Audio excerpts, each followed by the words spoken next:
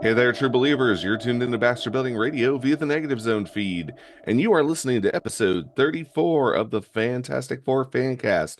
My name's Nate Charles. I'm your host, and as always, I am joined by my co-host. His name is Shane Murray. Shane, how you doing tonight? Good, how are you? Oh, I'm doing okay, all things considered. Had a bit of a rough week. What have you been up to since last time we convened? Organizing. I took one of the short boxes upstairs, got another short box. So you can walk freely around my room right now for a little bit until I get more comic books. So we'll see what happens. I was able to see that you're actually recording inside tonight. The wind is so wicked. I wouldn't want to even chance it out there. Absolutely understandable. It is a brutal 21 degrees right now. It The, feels like it's less than that. yeah, the 21 degrees wouldn't be so bad. I don't mind being out there, but when the wind happens, like there's no insulation. It's just wood. So it does a little bit, but not that much. Right. But what about yourself? Nothing too exciting. No, tore up my knee at work this week. Spent today going to appointments and trying to get that figured out. Luckily, it doesn't seem like I tore anything, which is what I was worried about. So That's good. good on that at least. Trying to settle into a new diet and meal plan. That has been an interesting experience this week. So, but it's not going bad. That's the best thing I can say about it all. Caught up on some books, read some Batman and some X-Men, and I've been reading a little bit of some late 80s Captain America recently that's been keeping me busy, along with everything that we do for this wonderful show about Fantastic Four. I've been just reading the stuff we're like our issue and then trying to catch up through the backlog. I am officially down to just the portfolio. I have one stack, not seven, and what's in the portfolio. I'm almost 100% caught up That's till awesome, Saturday. man. Because normally Until you have like a long box and like a moving box and a briefcase and a portfolio and dude, a binder and I think I had before I started this real hard try to purge. In the middle, like the middle of December, I was at, I think it was 56 issues unread sitting that's around an my room. omnibus worth of books. Yeah, it was bad. I'm glad you're catching up. Small pleasures in life. And that's how I've been reading that Captain America stuff that I'm currently knee deep in right now is in the volume two Mark Gruenwald omnibus. That guy had such a handle on Marvel continuity and history. It's almost amazing. And he's also the writer of tonight's issue, which is Marvel 2-in-1, Volume 1, number 61. Yes, he is. I saw that and I thought you were going to be excited about that. Yeah, I really like Gru's work. Excellent writer, excellent editor. From all accounts, he was the sort of the continuity king of Marvel Comics back during his time there. Anytime somebody would have a question about Marvel history or whatnot, apparently Mark Gruenwald was the guy that they would go to. Some You want people to, just have a knack for knowledge there, bud. absolutely. So, Shane, how do you feel about us getting down to brass tacks here with our issue this week? Marvel 2-in-1, Volume 1, number 61, cover dated from March 1980 with a release date of December 4th of 1979. The original cover price was 40 cents. I, via PriceCharting.com, was able to find values for a graded 9.8 edition and an ungraded edition of the direct market copy. So, Shane, via Price is Right rules, guessing a value without going over, what do you think a graded 9.8 copy of this book is sold for? 145. Sorry, that is incorrect. So, the top recorded sale, at least, $105.01. That's awesome. I thought that Hit might put a smile on your face. How about the ungraded copy? $6. Wrong again. Oh man. $3.70. Wow. Yeah. I So, think. This is all right up your alley. These are not very expensive books. Good book prices. Creative team for today's issue, like we said, we have writer Mark Gruenwald. The penciler on this book is Jerry Bingham. Now, I really like Jerry Bingham's work, and I have for a while. He's actually done a couple things I really like. Probably my favorite work of his was he did Batman Son of the Demon with writer Mike W. Barr back in 1987 for DC. You know that I am a huge Ra's al Ghul stan, so that book's right up my Yes. alley. Yes, you are. For Anchor good for today's reason. Anchor on today's book is Gene Day, colorist Ben Shawn, letterer Joe Rosen, editor Jim Salicrup, and editor-in-chief Jim Shooter. Shane, would you be interested in hearing a synopsis today?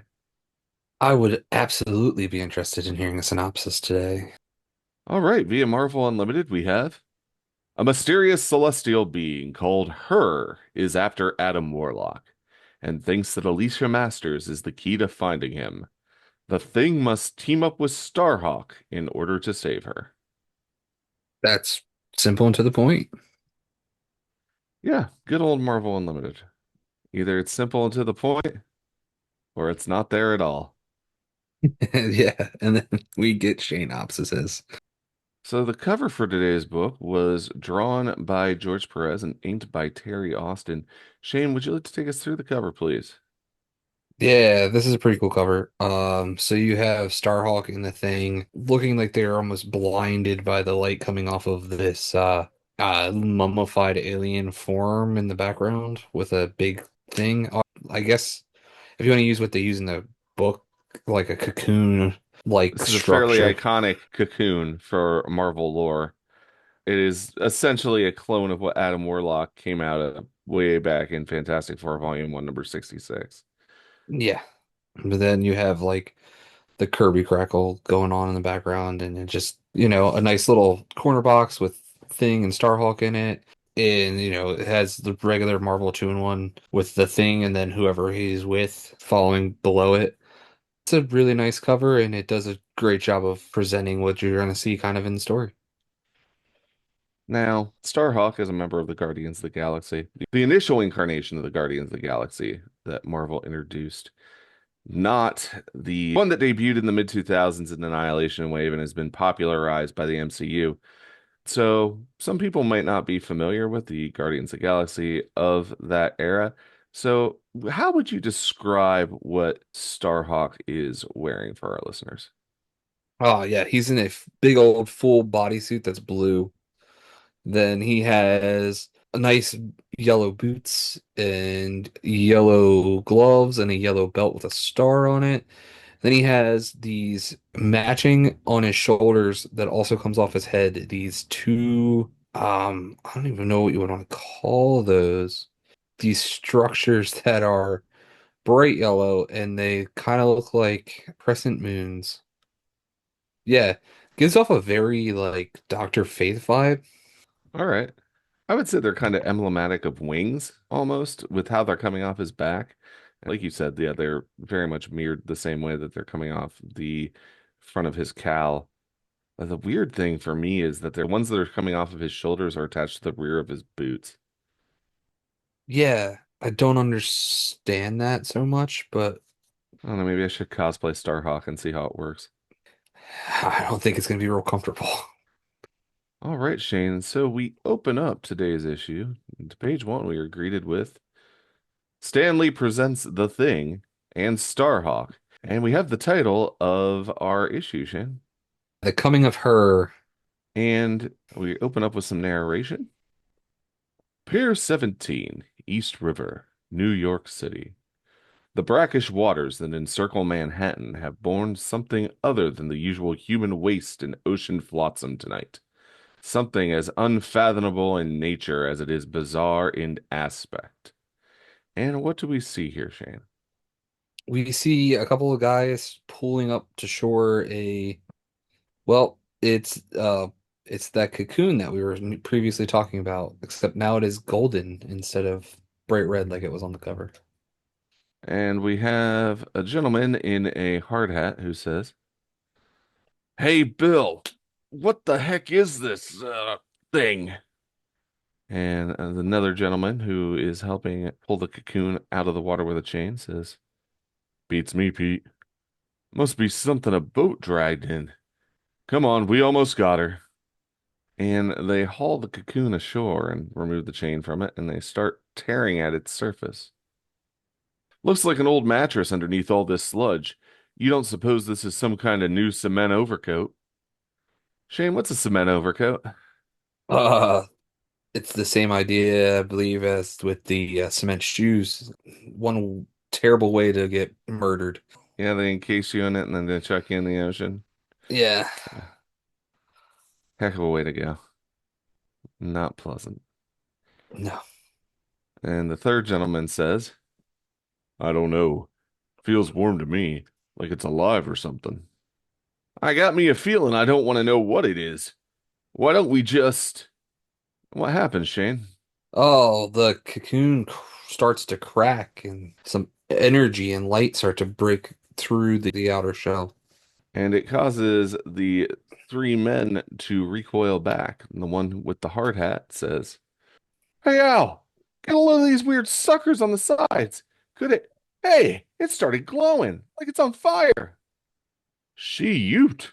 I think it's going to bust open like one of those pods in that Body Snatcher movie.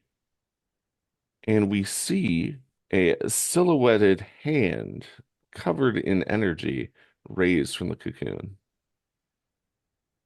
A hand! There is something inside that thing, and it's alive. Oh, cripes. Tell me I'm seeing things.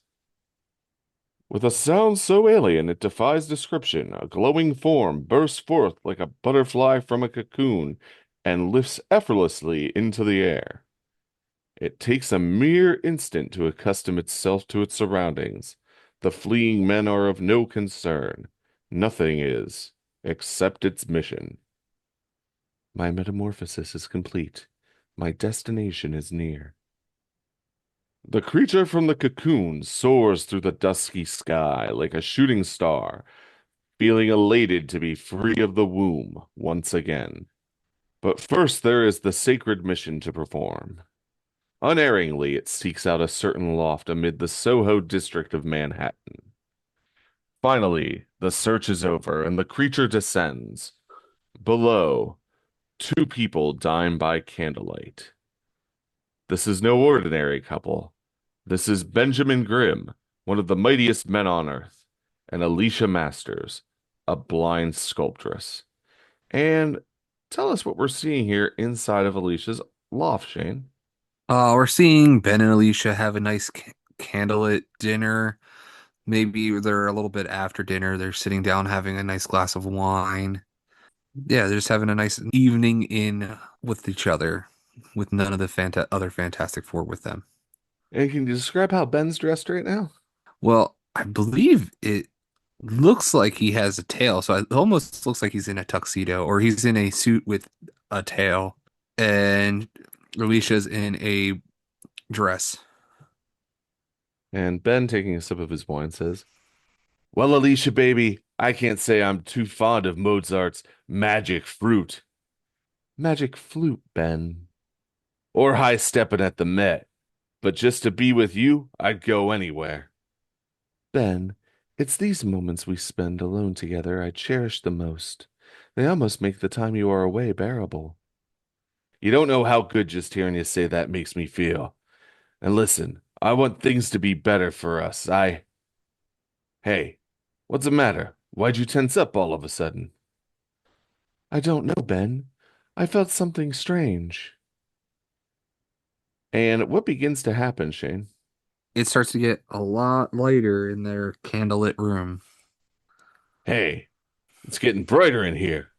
Who turned up the moonlight? Benjamin Grimm gets his answer in a shower of glass and a majestic female form levitating through the shattered skylight. The creature from the cocoon has found the one she seeks. And describe what's happening on this splash page here, Shane.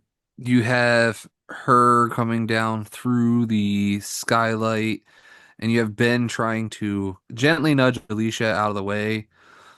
He looks like he got up real fast, so he flipped the table, and he's like doing what his best to put himself between her and the unknown female that entered through the ceiling. And because we're in Alicia's apartment, we always get one of the more fun things about this setting, which is she has a number of sculptures that she has done. So who have we seen so far, and who do we see in this panel, Shane? We have Mole Man, Doctor Doom, Namor. No, I know the guy in the front, but I can't think of who he is right now. That's the Puppet Master. Is it supposed to be the Puppet Master? I thought it was, but I wasn't sure. He looks smaller than the Puppet Master. The Puppet Master is not a large man.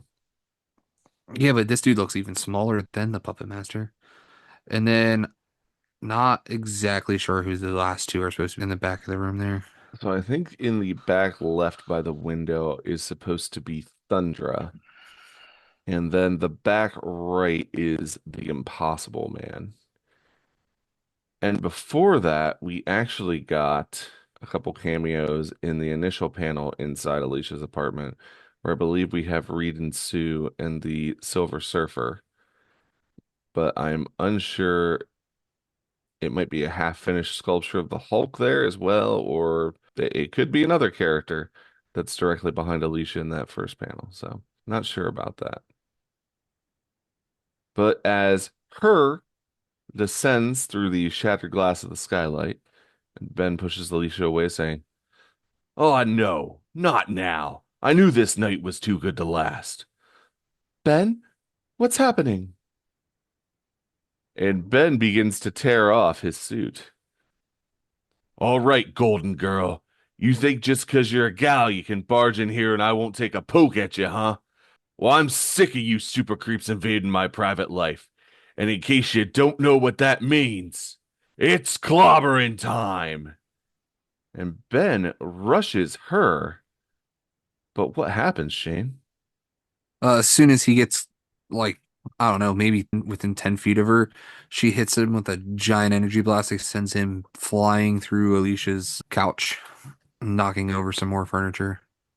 Yeah, it's strange. It's kind of like she uses that energy to throw him to the right because you see Alicia and the flip table are actually in front of her, and then Ben is sent careening towards the wall where the Silver Surfer sculpture was. Yeah, was. And we actually get the cameo of another sculpture here, Shane. What is that? Oh, it's one in the foreground. Yeah, it's actually somewhat pertinent to the story.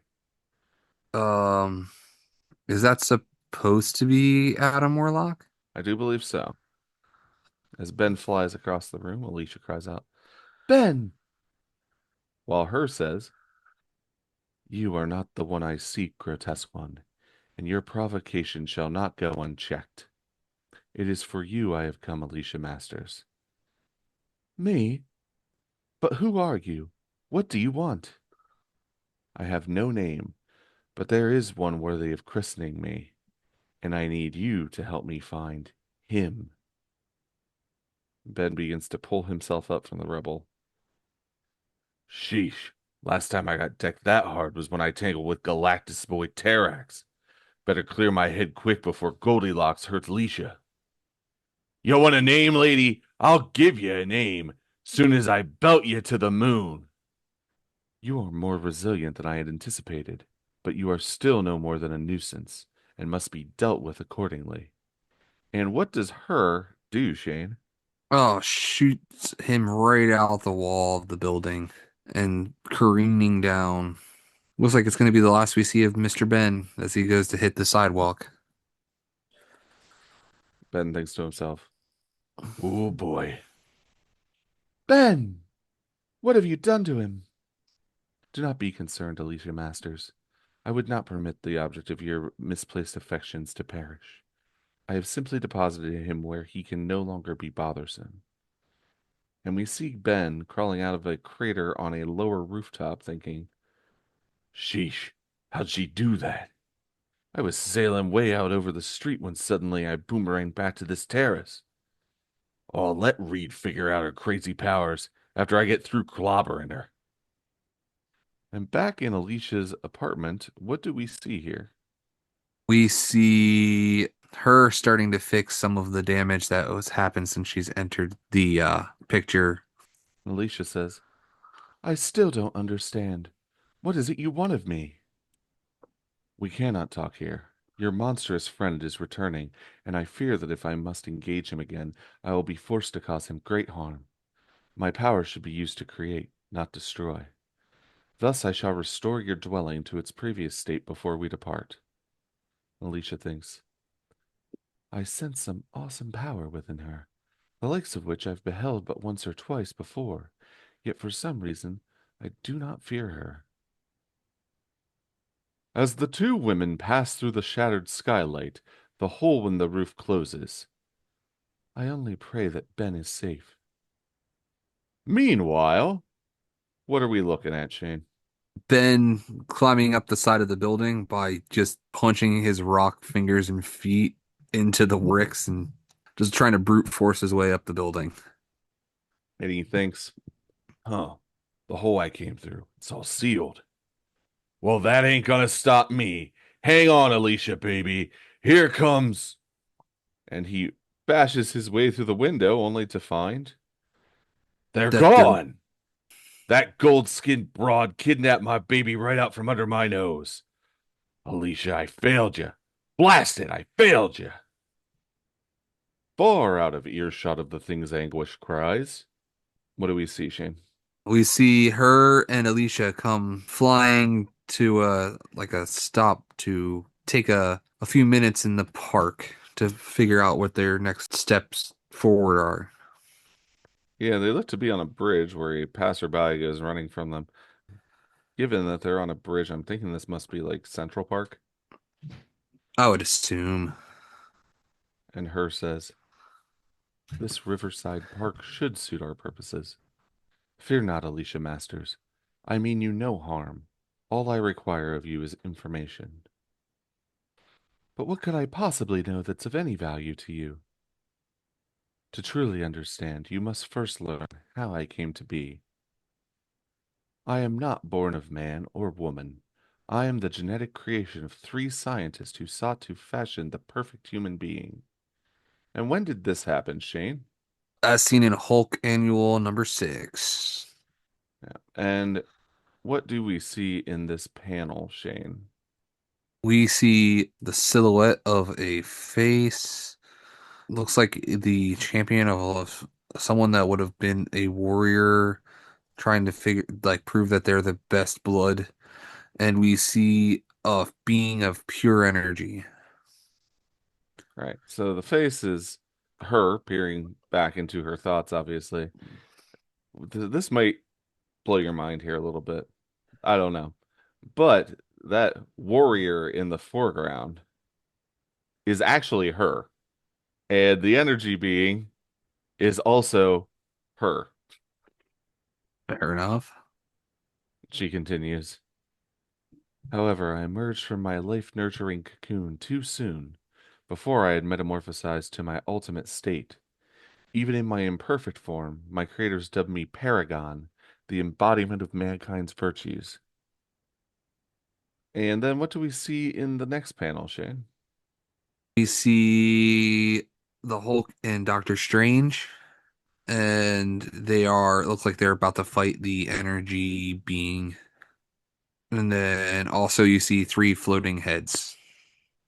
Also, it looks like we have an exploding island behind those three floating heads. Do you want to describe those heads to me there, Shane? We have a guy that's blonde with glasses. It looks like an older gentleman. I mean, all three of them look like older gentlemen, but he's probably the youngest of them, maybe. Then you have another one that has white hair and an epic mustache, and looks like he's missing his monocle. That would make him perfect. And then you have another guy that's bald with a goatee. She continues, but they were not men of virtue, and with the unwitting aid of Doctor Strange and the Hulk, they sought to subvert me to their will. Still in my transitional form, I saw their evil and harnessed my abundant energies to end it. With that act, I retreated into my cocoon to complete my metamorphosis and to meditate upon my life's purpose. I was meant to be the prototype of the perfect race, but with my creators dead, there could be no more like me. However, while in the cocoon, I had learned that I was the second such attempt at a genetic paragon. The first was a being known only as Him, who left the earth for a home in the stars. And what do we see? We see Adam Warlock traveling through space in a full-on muscle pose. He's a little underdressed compared to what we're used to seeing him as these days. Yeah, definitely. Just red trunks and all gold. I have concluded that my purpose is to mate with him to create the perfect race. Toward that end, I have altered my form to be his physical counterpart. According to the computer to which my cocoon was linked, you, Alicia Masters, were among the last to see him. But that was years ago. I've heard nothing of him since. And when exactly was that, Shane? That was back in Fantastic Four 66. Meanwhile, a frenzied Benjamin Grimm has raced from Soho to the Midtown Baxter Building, headquarters of the world-famous Fantastic Four. Stretcho! Hey, boss man! Anybody home? Nuts. I just remembered Reed's upstate was suing the kid. As for Torchy, who knows where he is? Why, wrecked the first free weekend they've had in months. But I gotta find Alicia. Maybe I can get a hold of the Avengers.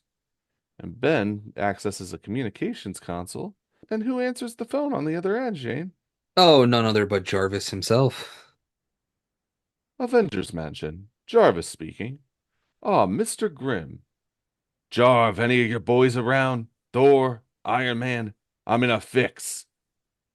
No, sir. I'm afraid all of them are out. Perhaps I could summon a... Crud, there's never a superhero around when you need one. Thanks for nothing. And Ben hammers down his fist on the comm button to hang up the phone. That settles it. I gotta try locating Alicia and her kidnapper myself. Reed must have some kind of doohickey in the monitor room that'll do the trick. Why, oh, why did I always have to clown around when Reed was trying to show me how to work this junk? And Ben walks to the monitor room and finds, hey, here's the Framostat Reed uses to monitor cosmic activity on Earth, like keeping tabs on the server. It ought to be able to pick up Goldilocks' cosmic exhaust trail. After numerous frustrating attempts, Ben activates the cosmic disruption scanner and focuses it on the immediate vicinity. And what do we see, Shane? We see a weird halo go around the top of the Baxter building that shoots out all of this strands of energy and light that end up working as like a radar to pick up the trail of where her went. And along with that, it also looks like there is a meteor of some kind approaching the Baxter building. Yeah, it does.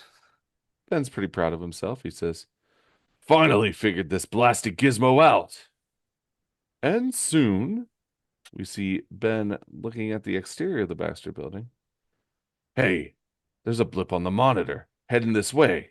That's gotta be her. Instance later, what are we greeted with?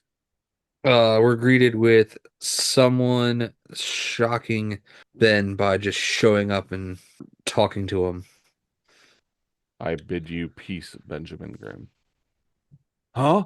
Who in Sam Hill? I am Starhawk, a mutant from the planet Arcturus. Born in the 31st century, I ride the space winds to vanquish oppression and injustice. You have met my comrades, the Guardians of the Galaxy. And when did that occur, Shane? That occurred in issue 5. My friends and I were making preparations to leave your era following our victory over Korvac, the god from the machine, when I became aware of an immense disruption in the local fabric of space. So powerful was the energy disruption that I feared that Korvac had been reborn. Unfortunately, your device has somehow interfered with my perceptions. You mean if I turn off the thingamajig, you'll be able to track down this disruptor? What if it turns out not to be this Korvac creepo? I am still curious as to what manner of being could wield such awesome power. Well, she's blonde, about 6'5", and has golden skin. She's kidnapped the love of my life. I'll turn off my monitor if you can take me to her. Agreed. Starhawk is not alone in his celestial surveillance, for at that moment, Moondragon has levitated from her small spacecraft, floating in the Hudson River, to silently approach the object of her quest. So, Shane, to start off, who is Moondragon? All right. Moondragon is a cunning cosmic heroine. And what's her skill set? Telepath? Yes, she is a telepath. Now, granted, in this first panel, we're seeing her from behind, but go ahead and describe Moondragon to us. Oh, Moondragon wears essentially a one-piece swimsuit with a cape and a very tall collared cape at that. Very green. Very green with shades of yellow. I think that might just be the lighting from her. But yeah, I mean, how's her hairstyle, Shane? She is bald as Xavier. She's very Sinead O'Connor in appearance. Yes. So what do we see in this first panel here, Shane? We see Moondragon just kind of taking it all in and looking at her and Alicia talking on the bench. Interesting. I sense this cosmic being is still in its nascent development stages. Pity I was unable to detect her presence earlier. And Alicia says, someone must know the whereabouts of him. My friends in the Fantastic Four could probably. Hold! Someone is approaching. Stop! You might hurt. I am simply projecting a sphere of containment. And what happens here, Shane? When she does that, as soon as she goes to take that blast of her sphere of containment, Moondragon jumps out of the way. Wait, I mean you no harm. If I hadn't sensed her thoughts in time to react. It's a woman levitating herself at thought speed. Explain yourself, human. I am no mere human.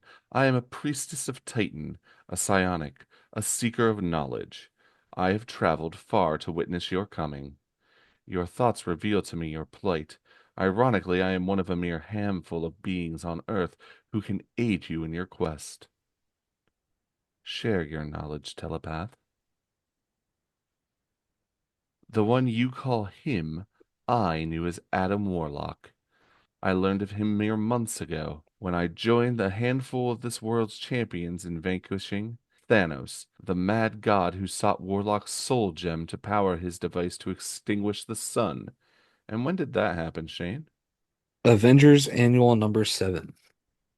And we get a nice panel of Warlock. He looks to be lifting himself off the ground, and behind him is Thanos, who may have sneak attacked him, and behind him there is a silhouette of Death's skull. Honestly, I really like this panel here. Nice panel. I learned from my allies that Adam Warlock perished at Thanos' hands. We buried him beside his loved ones on his adopted planet, Counter-Earth. And when did that happen, Shane? That happened in Marvel 2-in-1 Annual number 2. And we get a panel here that is Warlock's funeral. And who do we see? It's pretty well attended. Yeah, we have Spider-Man, The Thing, Captain America, Scarlet Witch, Vision, Thor, Iron Man. Is that Black Panther or is that Doctor Strange on the bottom there? So with the color, I'm assuming that's Moondragon. Oh yeah, that's right. She is there. So Moondragon, and then I don't know who the one is I directly right of the fire. I believe that is the original Marvel. Okay, that makes sense. We buried him beside his loved ones on his adopted planet, Counter Earth, an artificial replica of true Earth on the far side of the sun. So it appears you have arrived too late to achieve cosmic union with him. Death does not mean to our kind what it means to yours. Help me find the body of him, and I will show you. And Moondragon thinks, seldom have I been in the presence of a being who exudes such incredible ethereal power. If one exists that could raise the dead, it may be her. Her continues, but first I must return Alicia Masters to her domicile and... But Alicia cuts her off. Wait, I wish to accompany you on your journey. I sense something momentous will occur, and I would like to be there. Let me contact my Ben. Once he hears your intentions, he'll want to help too. And that is a striking panel of Alicia Masters expressing her want to travel with her and Moondragon. It is. I like that they still were able to give her the appearance of still having the like the blind vision with just the blues and the whites also. Yeah, it has spectacular shading and coloring to it. Might be my favorite rendering of Alicia that's ever been done, quite frankly. Even as the blind woman's proposal is considered, what do we see, Shane? We see Starhawk and Ben rushing to go to the park and meet up and stop them from taking Alicia.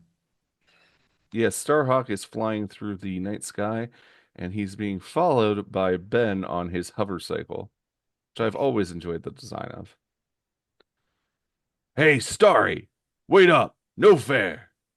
Something about that guy that gives me the willies. But right now, I'm so desperate I'd even accept Doc Doom's help.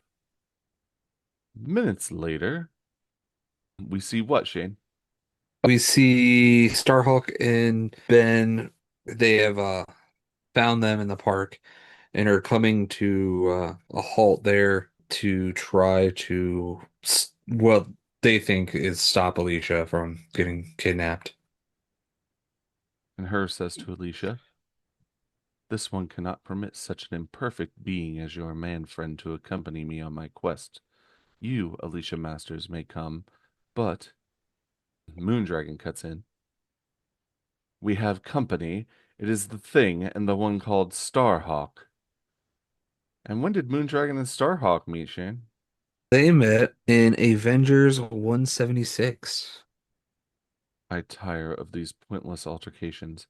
I shall not suffer another. And what does her do, Shane? She puts both hands up above her head and blasts the thing out of the sky off of his little air jet cycle. No, please, you must reason with him. Moondragon, prepare your vehicle. I will attend to the interlopers. Suddenly, as that air cycle explodes, Ben yells, Cripes! I've been aced before I could even land. Hey, Starhawk? Unfortunately for Ben, his companion is engaged in other matters. The Golden One manipulates the ether in a singularly aggressive manner. What are we seeing here, Shane? You see Starhawk just figure out how to get just out of the way of that beam, and he's so preoccupied with trying to dodge and figure out what's going on with her that he doesn't hear Ben's cries, and Ben crashes to the earth. The Golden One manipulates the ether in a singularly aggressive manner. Still, biostellar blasts cannot harm one who can outrace light itself. Like I said, there's never a superhero around when you need woo! And Ben careens headfirst into the sidewalk and craters into the ground. Please, I beg of you once more, don't hurt him. Though the bestial one has yet to prove worthy of you, I shall spare him one last time. And Her unleashes a beam of energy that does what, Shane? It kind of captures Ben into like a sidewalk.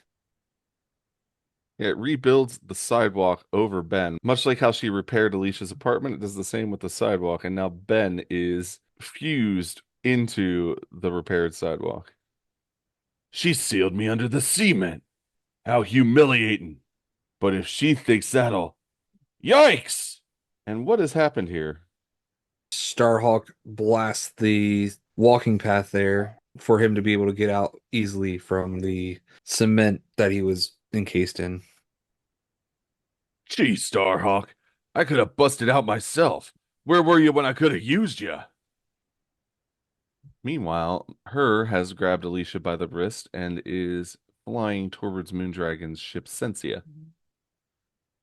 Moondragon's ship has emerged. You must decide if you would join us or not. Now. Yes, I I still want to go. They got Alicia. They're taking her aboard that crummy flying submarine. Starhawk! Not only have I been unable to gauge the scope of her power, I have not yet fathered her motives either, and Starhawk dives towards the ship. But Her takes notice of him. Do not attempt to interfere, Winged One. The woman is now in my charge. What have I gotten myself into? And Her takes a shot at Starhawk, who dodges. I bear you no malice, female. I simply entreat you to release the human in order to appease the rock-skin one. And Her releases her grip on Alicia's wrist, but encases her in a floating force field. As you desire, alien. I have released her, simply so I might be better to deal with you. And she raises both of her hands to Starhawk, who grabs hold of one of her wrists. I lowered my guard but an instant. And what happened, Shane? Oh, dude, with her one free hand, she pushes out enough energy to send him careening back out into the bay and just full on splashdown. Nothing must hinder me in my quest, particularly nothing as imperfect as you. Oh no, she tossed Starry halfway to Jersey. I hate to say it, but she makes my pal Thundra look like a cheerleader. And Her lands in the doorway of Starship Sensia and once again grabs Alicia by the hand, pulling her in. Come, Alicia Masters. Destiny beckons. Ben, it's all right. I'm going voluntarily. I will return. Out of earshot below, what do we see, Shane? We see Ben pull up a column and get ready to throw it at the ship because that always ends up going swimmingly. Well, she ain't getting away. I'll knock that buggy right out of the sky. Oh, oh, nuts. Can't throw a rock at the ship without putting Alicia in danger. I failed again. Suddenly, Ben's gloom is punctured by the realization that Starhawk, he never came up, and Ben dives into the river. With desperate speed, Ben Grimm swims the turbid waters of the Hudson. Can't see a blasted. Wait, that glow.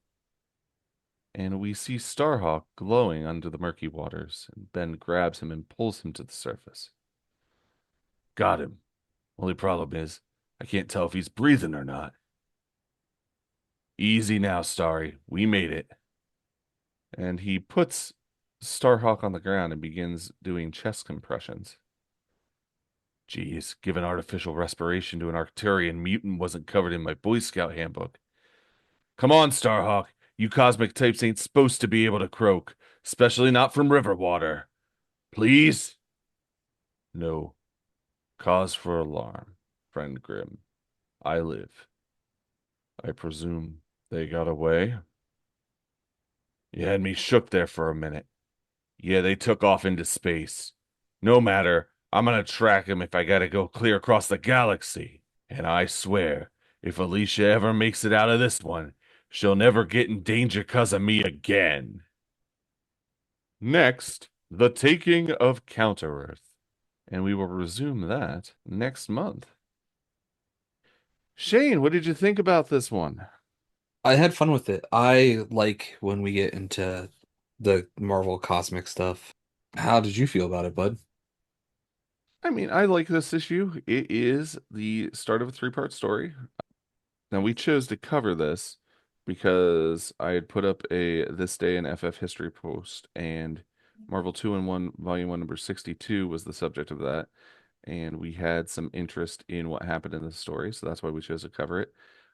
Going in, I really didn't know what to expect. I haven't read this before, but it's a fun start to this trilogy. It's also a nice little change of pace. We've been spending a lot of time with Johnny Storm lately, between the Human Torch Volume 3 initial arc and John Byrne's second issue of his full-blown Fantastic Four run. It's nice to be able to focus in a little bit more on Ben Grimm and get some time alone with him. So I think that, just the change of pace was nice to me, but this was a fun little story. So far as our Fantastic Four of the week goes, it's your turn to go first, Shane, with your fantastic frame for this issue. Okay, well, my fantastic frame, and this is the first time I think I've done one of these, is going to be page 4, The splash page? the splash page. All right, man. What stuck out to you here? I will admit Um, it is gorgeous. that's what stuck out to me. It was the first appearance of her showing up into the story. Ben obviously trying to protect Alicia and putting himself in harm's way. Then you had all of the Alicia statues behind, and it's always nice to see how they are just like, hey, we're gonna put all of the villains of the FF into a Fantastic Four book of some sort. Whether they're written in there or not, they'll be drawn in there. I think some people just like to do that so they can just get their mojo going. Yeah, a lot of cameos in this issue thanks to that. Also, yeah, a lot of flashbacks. But yeah, this is a very striking panel. It was in my short list for my favorite frame as well, but I could totally see why it won out on yours. So what's yours, buddy? I do not know if you have noticed this, but Jerry Bingham has an affinity for drawing just beautiful women in comics. Don't know if you took that away from this issue or not. I mean, yeah. And I mean, we're eating good here. He draws a good-looking gal. That's all I'm saying. But between her and Moondragon and Alicia, we've got our pickings here. And I first noticed that when he was drawing Talia al Ghul in Batman: Son of the Demon. So that being said, took the long way around this. We're gonna go with page 12, panel 5, which is Uh, actually the close-up shot that we were discussing of Alicia Masters in the moonlight. Every detail on this just really elicits a soft sense of beauty from the initial rendering by Jerry Bingham, the inks by Gene Day, especially the colors by Ben Shawn. Like it's just really captures Alicia so well. Like I said, it may be my favorite panel of Alicia ever. My favorite drawing of Alicia ever. It's just pretty high praise coming from me. it's a very good panel. Like I said, the lighting, the shading, everything in this is just lights out. So, I mean, I can see why you went with that. But then we're actually going to jump back to page 4 again for my grim grumbling. Is it going to be Ben shoving Alicia? No, actually, it isn't. Honestly, so I struggled coming up with a grim grumbling this time around. Not gonna lie. Ben shoving Alicia is to get her out of the way. All of Ben's actions in this book, while somewhat temperamental, I feel like are well within reason of the character that we have examined over the past 33 episodes. Yeah. My grim grumbling is why is Alicia sculpting her stepfather, the puppet master? Just seems creepy. Maybe some therapy would help. Then again, maybe her therapist recommended for her to do so to work out some issues. I don't know. It just weirded me out, man.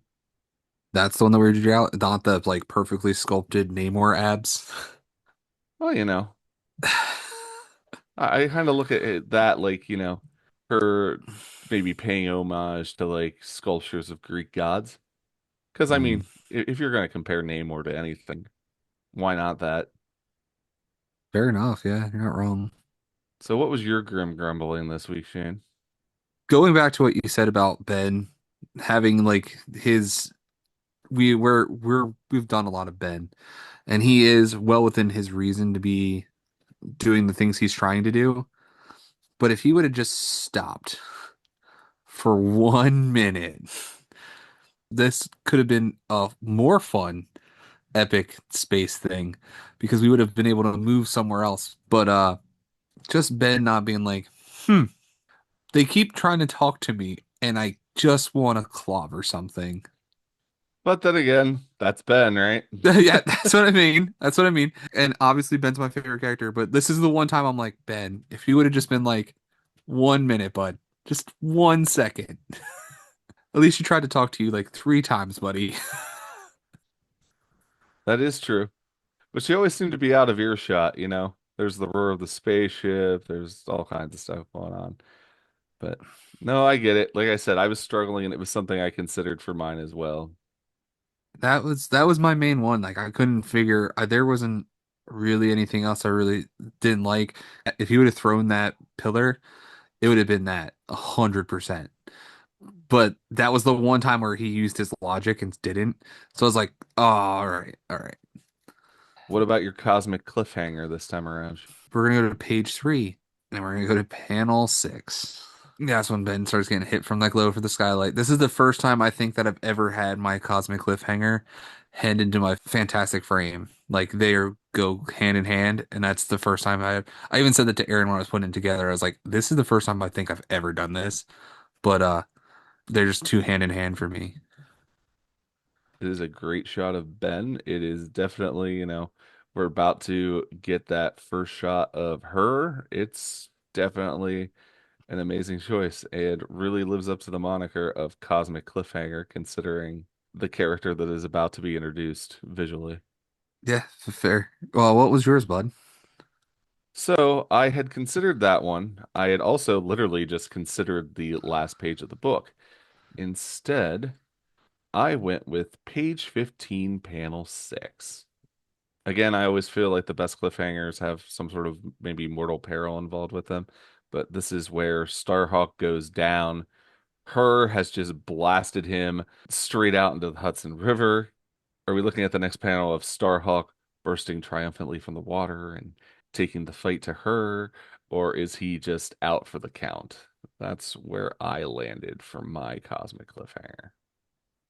I mean, yeah, that's a good one. I did think about using the Starhawk, but I went with the other one. But this is a really good one. This was definitely my runner up. So that leaves just one, buddy, MFP. So this issue's most fantastic player, I had to give it to her. I mean, let's list off her accomplishments this issue. She hatches. She tracks Warlock's energy signal to Alicia Masters. She defeats Ben like right out the gate. She then proceeds to fix the damage to Alicia's apartment from defeating Ben. Now that's the kind of supervillain I can get behind, right? Is the one that shows up, causes chaos, and then fixes all the damage that they've done. And supervillain, I'll admit, was a bad choice of word. We'll say antagonist. That's the kind of antagonist I can get behind right there. But we're not even done that with that yet. She kidnaps, not really, but kidnaps Alicia. She has the wherewithal to hear out Moondragon. She defeats Starhawk. I mean, this lady knows a thing or two about getting things done. So, yeah, no, we're definitely going to give MFP, at least on my end, to her. All right. She was definitely up there for my choice, but because she was the antagonist, I guess I kind of went a little of a different direction. I went with Moondragon Okay. because she kind of is there to move the story forward and to try to help her figure out her story. So it's kind of like a cheap MFP, but it Is this your Jackie seems, Gleason moment? yeah, I guess. Except in a far more positive story. Yeah, yeah. Anyone who wants to know what we're talking about, go back and check out episode 31, which was Fantastic Four, Volume 1, Number 9, The End of the Fantastic Four. Yeah, this is my Jackie Gleason moment. It just seems like she needed to be there and it worked out for the best. So, for anybody who wants to check this story out for themselves, has been reprinted a couple times, more than I expected, honestly. First, you can find it in Essential Marvel 2 in 1 Volume 3, which was published in July of 2009. Those were collected editions that were done on newsprint paper. At the time, you could find them for fairly cheap, but now that they're no longer making them, I'm not sure how the price is going on those. They've jumped up. They're kind of high now. Of course they are. You used to be able to buy them for like $5 at a con. Now I think they're going for like 20 to 25. So pretty much cover price. Yeah. You can also find this in Guardians of the Galaxy, Tomorrow's Avengers, Volume 2. That trade paperback was released in May of 2013. The next place you can find it is in the Guardians of the Galaxy Tomorrow's Heroes Omnibus Volume 1 from January of 2019. There's also another trade paperback, Marvel Masterworks Marvel 2-in-1 Volume 6 from February of 2022.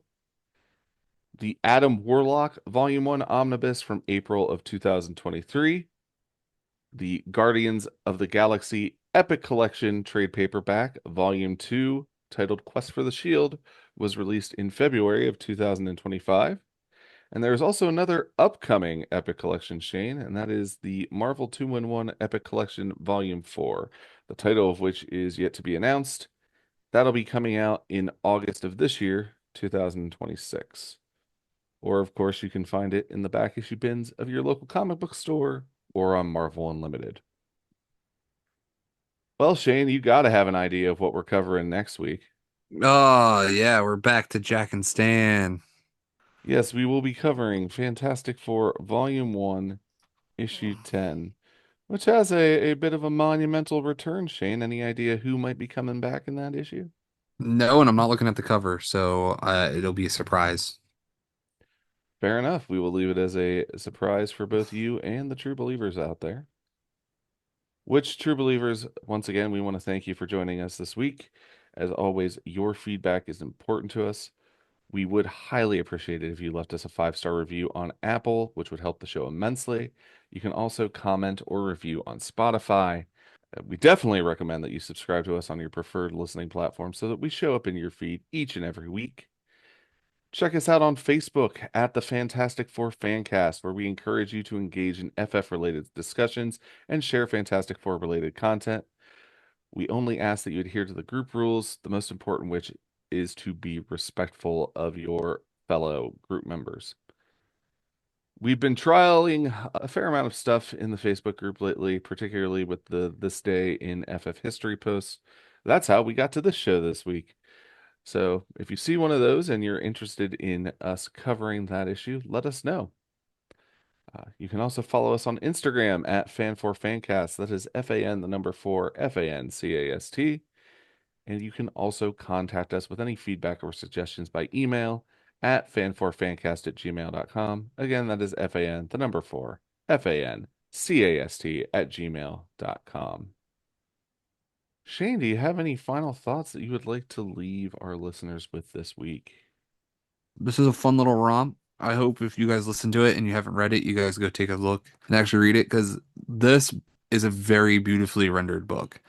The art's great. The like from all like the pencils, the inks, the colors. You're just gonna enjoy the art. And us even trying to explain her doesn't do justice to just how female Adam Warlock gives appears in a book. Very true. Very true. The golden skin with the red bathing suit. I mean, that's rendered by Jerry Bingham. And like I said earlier, his just drawings of women are gorgeous. So definitely recommend checking that out yourself. Again, we'll be covering Volume 1, number 62 in about a month's time. And next week, please join us again for Fantastic Four, Volume 1, number 10. For Shane Murray, I'm Nate Charles. Till we meet again, stay fantastic.